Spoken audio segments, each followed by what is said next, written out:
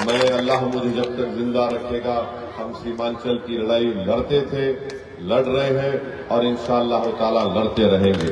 इसमें कोई किसी भी किस्म से इसमें कोई ना कोताही होगी, न किसी भी किस्म से इसमें कोई समझौता होगा। पटना में नीतीश कुमार की सरकार है, बिहार की जनता ने उनको इख्तियार दिया है। हमारी तरफ से हम उनको पूरा ताउन पेश करेंगे, बशर्ते कि वो सीमांचल की जनता से इंसाफ करें। असरुद्दीन ओवैसी बिहार की राजनीति का एक ऐसा खिलाड़ी बन चुका है जिसका जलवा लगातार 2020 से भी कायम है। ये वही असरुद्दीन ओवैसी हैं जिन्होंने बिहार के अंदर प्रवेश करते ही 2020 के बिहार विधानसभा चुनाव में अपनी पार्टी से कई उम्मीदवार चुनावी मैदान में उतारे थे। 5 विधायकों ने धमाकेदार जीत हासिल की, लेकिन बीच में ही 4 विधायक आरजेडी के खेमे में चले गए, यानी तेजस्वी यादव ने उन्हें आरजेडी की सदस्यता दिलाई। और इस पूरे प्रकरण पर लगातार ओवैसी ने साफ तौर पे तेजस्वी को ये कहा था कि जो विधायक जीते वो गद्दार निकले। तेजस्वी यादव ने पीठ पर खंजर भोंकने का काम किया। 2025 के बिहार विधानसभा चुनाव में लगातार असरुद्दीन ओवैसी ये चाहते थे कि उनकी पार्टी AIMIM आरजेडी के साथ गठबंधन करे, यानी गठबंधन के लिए लगातार उनके जो पार्टी के बिहार के प्रदेश अध्यक्ष हैं अख्तरुल इमाम, उन्होंने तेजस्वी यादव के आगे पीछे परिक्रमा की थी, राबड़ी आवास के चक्कर लगाए थे। उसके बावजूद कहीं ना कहीं आरजेडी ने ओवैसी की पार्टी और ओवैसी के नेताओं को भाव तक नहीं दिया। लेकिन आखिरकार फिर से 2020 वाला इतिहास ओवैसी ने दोहराया। 28 सीटों पे अपने उम्मीदवार उतारे, 5 सीटों पे फिर से धमाकेदार जीत मिली। और कहीं ना कहीं जो अन्य उम्मीदवार थे, यानी जो सीमांचल का इलाका था, वहाँ पे ओवैसी के वोट के आगे जो आरजेडी के उम्मीदवार थे उन्हें हार का सामना करना पड़ा। यानी जिस MY के बदौलत बिहार की सत्ता पर लालू यादव काबिज थे, लेकिन अब मुसलमानों ने ओवैसी को अपनाने का काम किया है, यानी ओवैसी का गढ़ बिहार में कहीं ना कहीं मजबूत हुआ। और इस परिणाम के बाद ओवैसी आज बिहार दौरे पे आए हुए थे, बिहार की जनता को धन्यवाद दिया। ओवैसी ने किस प्रकार से बिहार की जनता से बात करते हुए अपने खुशी को जाहिर किया, पहले ओवैसी के बयानों को सुनवाते हैं। आपने हमसे वाबस्ता की है, हम उसको पूरा करने की कोशिश करेंगे। और यकीनन यहाँ से सिर्फ सरवर आलम की कामयाबी नहीं हुई है, बल्कि यहाँ पर आपके इत्तेहाद की कामयाबी हुई है, आपके सियासी शऊर की कामयाबी हुई है। और आपने सारी दुनिया को पैगाम दिया है कि जो लोग कल तक ये कहते थे इस मजलूम कौम से कि तुम अपनी सियासी क़ियादत नहीं खड़ा कर सकते, आपने उन तमाम को जवाब दे दिया कि ये काम हो सकता है। और कोचादामन और सीमांचल की जनता ने अपनी दुआ और अपने वोटों से अपने मुस्तकबिल के फैसले खुद करने के लिए आपने दोबारा यहाँ पर अपनी क़ियादत को खड़ा किया है। मैं आपको इसके लिए भी मुबारकबाद देता हूँ। मेरे अजीज दोस्तों और बुजुर्गों, मैं आपको एक बात बताना जरूरी समझता हूँ कि अंग्रेजी का एक मशहूर अखबार है times of India. Times of India ने अपने अखबारी रिपोर्ट में इस खबर को शाये किया कि पूरे बिहार में ऐसी 5 विधानसभा हैं जहां पर हमारी माँ और बहनों का, खवातीन का पोलिंग परसेंटेज यानी वोट इस्तेमाल करने का परसेंटेज सबसे ज्यादा था पूरे बिहार में। और उन 5 में 3 विधानसभा ऐसी है जहां पर मजलिस इत्तेहादुल मुस्लिमीन के उम्मीदवार को कामयाबी मिली।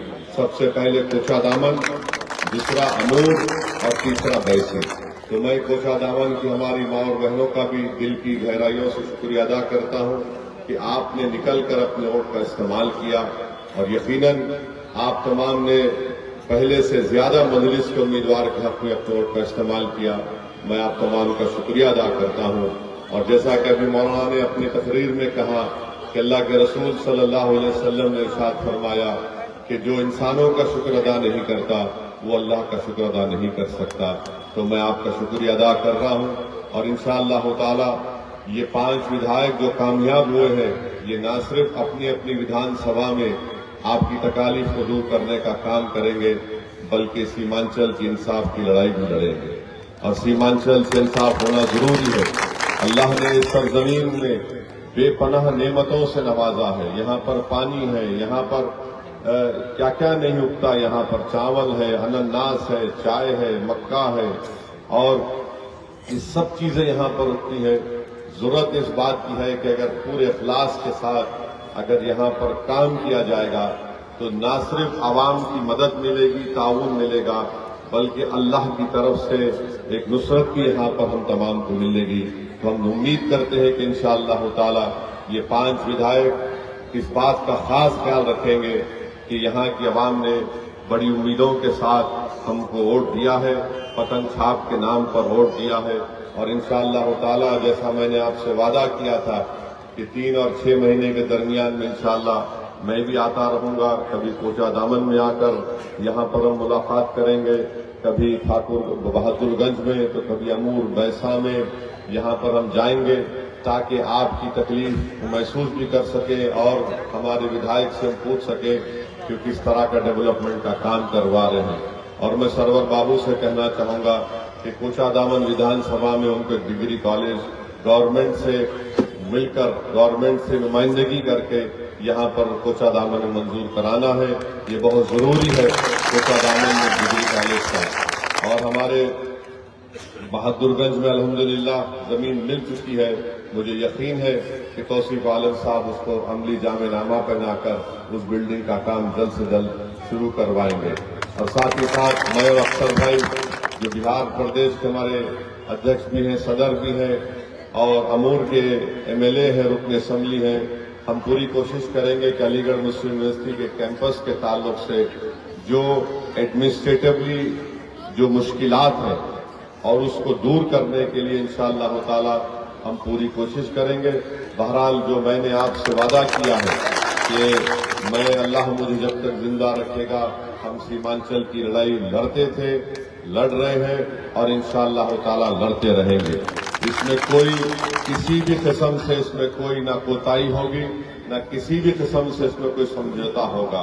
पटना में नीतीश कुमार की सरकार है, बिहार की जनता ने उनको इख्तियार दिया है। हमारी तरफ से हम उनको पूरा ताउन पेश करेंगे, बशर्ते कि वो सीमांचल की जनता से इंसाफ करें, यहाँ पर फिरका परस्ती को बढ़ने ना दें।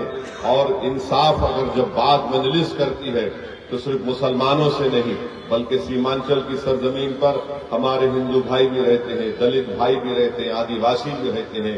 तो इन तमाम से इंसाफ की लड़ाई मजलिस लड़ रही है।